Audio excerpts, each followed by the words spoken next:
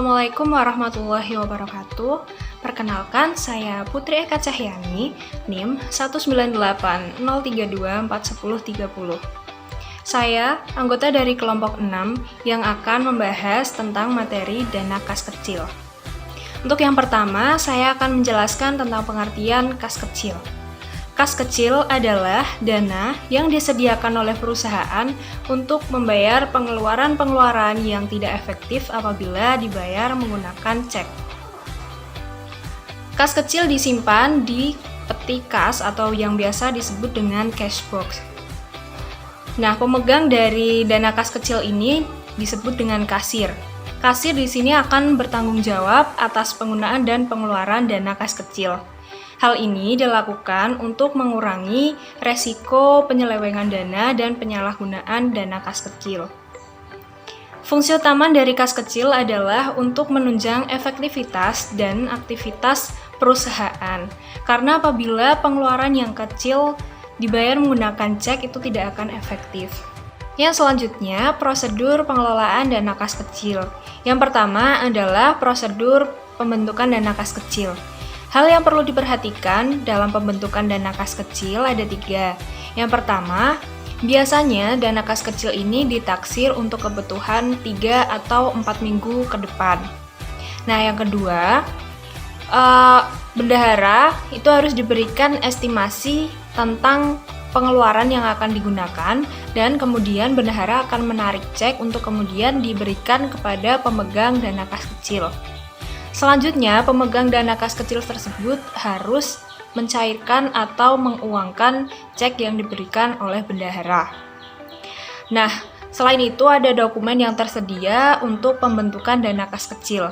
Yang pertama adalah surat keputusan dari pejabat yang berwenang dan yang kedua adalah bukti kas keluar atau cek. Prosedur yang kedua adalah pembayaran melalui dana kas kecil. Di sini, kasir sebagai pemegang dana kas kecil memiliki wewenang untuk melakukan pengeluaran kas menggunakan uang yang berada di dalam dana kas kecil sepanjang tidak melakukan penyelewengan atau tidak keluar dari kebijakan dan ketentuan yang telah ditetapkan. Nah, ada dokumen yang tersedia untuk pengeluaran dana kas kecil ini. Yang pertama adalah permintaan pemakaian kas kecil, yang kedua ada bukti pengeluaran kas kecil, dan yang ketiga itu ada dokumen pendukung seperti nota dan kwitansi. Prosedur yang ketiga adalah pengisian kembali dana kas kecil. Permintaan pengisian kembali dana kas kecil ini dilakukan oleh kasir sebagai pemegang dana kas kecil. Kasir harus menyiapkan daftar pengeluaran atau pemakaian kas kecil yang telah dilakukan, kemudian dilampiri dengan bukti pengeluaran kas kecil. Apabila kas kecil ini telah mencapai batas minimum, maka harus dilakukan isi ulang. Ada beberapa dokumen yang harus disiapkan untuk melakukan pengisian kembali dana kas kecil. Yang pertama adalah permintaan pengisian kembali kas kecil, yang kedua ada bukti pengeluaran kas kecil, selanjutnya ada bukti kas keluar, dan yang terakhir adalah dokumen pendukung seperti nota dan kwitansi. Pembahasan yang selanjutnya adalah metode dana tetap atau impress fund system. Pencatatan dana kas kecil menggunakan sistem dana tetap. Jumlah kasnya akan selalu tetap. Besarnya pengembalian sebesar dengan pengeluaran yang dilakukan, sehingga saldo kas kecil akan tetap sama seperti semula. Untuk mengetahui sisa uang yang ada di dalam kas kecil, kasir bisa membuat catatan kas kecil. Tapi perlu diingat bahwa kasir tidak mencatat pengeluaran dana kas kecil ini ke dalam jurnal. Untuk itu, catatan yang dibuat oleh kasir tadi hanya akan menjadi catatan intern kasir dan tidak dapat digunakan sebagai dasar dari pembuatan buku besar. Selanjutnya adalah dana kas kecil dalam metode fluktuasi. Dalam dana kas kecil metode fluktuasi, pemakaian kas kecil oleh kasir, kas kecil dicatat dalam bentuk jurnal formal, sehingga buku kas kecil dapat digunakan sebagai dasar pencatatan dalam buku besar. Dana kas kecil ditentukan dalam jumlah yang tetap, sehingga jumlah pengganti dana kas kecil tidak harus sama dengan jumlah yang dikeluarkan. Oleh karena itu, Dalam metode fluktasi ini, dana tidak tetap tidak perlu jurnal penyesuaian terhadap saldo dana kas kecil pada akhir periode. Adapun perbedaan antara metode dana tetap dengan metode dana tidak tetap. Metode dana tetap, jumlah pengisian kembali dana kas kecil sama dengan jumlah pengeluarannya. Pada saat pengeluaran dana kas kecil, tidak di jurnal, hanya membuat bukti pengeluaran kas kecil. Saldo rekening dana kas kecil adalah tetap dan pada akhir periode perlu disesuaikan. Sedangkan dalam metode fluktuatif, jumlah pengisian kembali dana kas kecil tidak sama dengan jumlah pengeluarannya. Pada saat pengeluaran dana kas kecil, perlu dijurnal sesuai dengan jumlah yang dikeluarkan untuk pembayaran biaya. Saldo rekening dana kas kecil bersifat berfluktuatif dan pada akhir periode tidak perlu disesuaikan. Selanjutnya adalah pemeriksaan dana kas kecil. Setiap akhir periode, pemegang dana kas kecil harus mempertanggungjawabkan semua pengeluaran dana kas kecil. Selain pemeriksaan pada buku kas kecil yang dilampiri bukti transaksi pengeluaran kas kecil, perhitungan uang kas secara fisik juga dilakukan. Surprise audit adalah pemeriksaan dana kas kecil secara mendadak. Perhitungan uang dilakukan oleh pemeriksa dan disaksikan oleh 2 orang atau lebih dan dibuat berita acara. Pengelolaan dana kas kecil perlu dilakukan karena perusahaan melakukan pembayaran biaya-biaya secara tunai. Jumlah saldo kas kecil menurut perhitungan fisik harus sama dengan jumlah saldo kas kecil menurut catatan. Berikut adalah salah satu contoh berita acara perhitungan kas kecil. Selanjutnya, kita akan membahas mengenai selisih dana kas kecil. Selisih dana kas kecil adalah di mana terjadinya perbedaan antara catatan dana kas kecil dengan keadaan uang yang sebenarnya. Dengan artian, apabila saldo kas kecil lebih besar daripada jumlah kas kecil secara fisik, maka disebut selisih kas lebih atau cash overage. Sedangkan, apabila saldo kas kecil lebih sedikit daripada jumlah kas kecil secara fisik, maka disebut selisih kas kurang atau cash shortage. Hal tersebut tentunya disebabkan oleh beberapa hal, diantaranya yang pertama, jumlah yang diterima atau dikeluarkan lebih besar atau lebih sedikit daripada jumlah yang seharusnya dicatat, karena tidak terjadinya pecahan kecil. Yang kedua, kehilangan akibat kekeliruan saat transaksi pertukaran, misalnya saat memberikan uang kembalian kepada pembeli. Yang ketiga, adanya uang palsu. Yang keempat, kesalahan pencatatan dalam jurnal. Dan yang kelima, sebab lain yang sama sekali tidak kita ketahui. Selanjutnya, pada akhir periode pencatatan, selisih kas lebih dianggap sebagai pendapatan dan selisih kas kurang dianggap sebagai kerugian atau beban. Dan dalam laporan laba rugi, selisih kas lebih diinformasikan sebagai pendapatan di luar usaha dan selisih kas kurang diinformasikan sebagai beban di luar usaha. Jika tidak ditemukan penyebab terjadinya selisih kas kecil, maka pencatatan selisih kas kecil dilakukan sebagai contoh berikut. Pada tanggal 31 Desember tahun 2013, saldo dana kas kecil menurut catatan adalah Rp5.750.000. Pemeriksaan fisik pun dilakukan dan diketahui bahwa saldo dana kas kecil secara fisik adalah Rp5.500.000.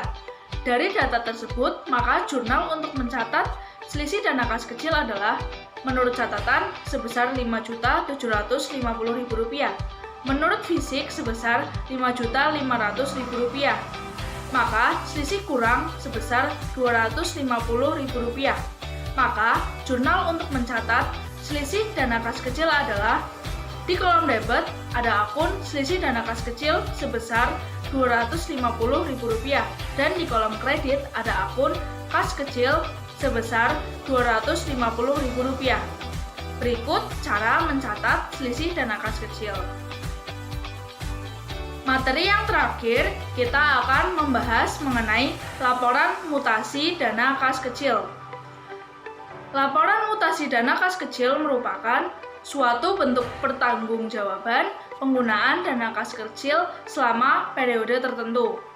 Laporan mutasi dana kas kecil memuat beberapa unsur, diantaranya informasi saldo awal kas kecil, penggunaan kas kecil yang disertai bukti penggunaannya, selisih dana kas kecil pada periode tertentu, dan pengisian kembali dana kas kecil.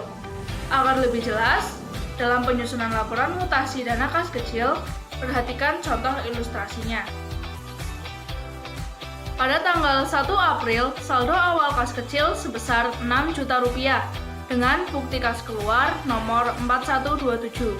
Sehingga kita catat tanggal 1 April dengan keterangan pembentukan kas kecil nomor bukti PKK 04127. Kolom debit mutasi sebesar Rp6 juta. Sehingga kita memiliki saldo awal sebesar Rp6 juta. Lalu pada tanggal 2 April, bagian umum menyerahkan bukti pengeluaran kas kecil nomor 2785 sebagai pertanggungjawaban permintaan pengeluaran kas kecil sebesar Rp2.750.000. Sehingga tanggal 2 April kita catat dengan keterangan pengeluaran kas kecil nomor bukti BPKK nomor 2785 pada kolom kredit mutasi sebesar Rp2.750.000. Sehingga saldo yang kita miliki sebesar Rp3.250.000. Lalu pada tanggal 7 April, pengeluaran dana kas kecil untuk pembelian perlengkapan administrasi kantor sebesar Rp1.050.000 dengan bukti pengeluaran kas kecil nomor 2786.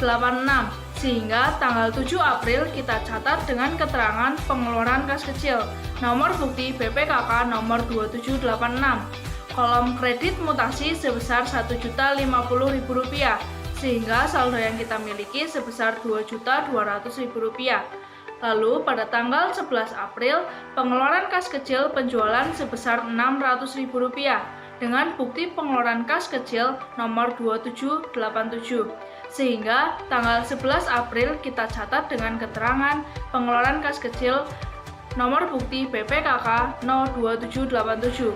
Kolom kredit mutasi sebesar Rp600.000 sehingga saldo yang kita miliki sebesar Rp1.600.000.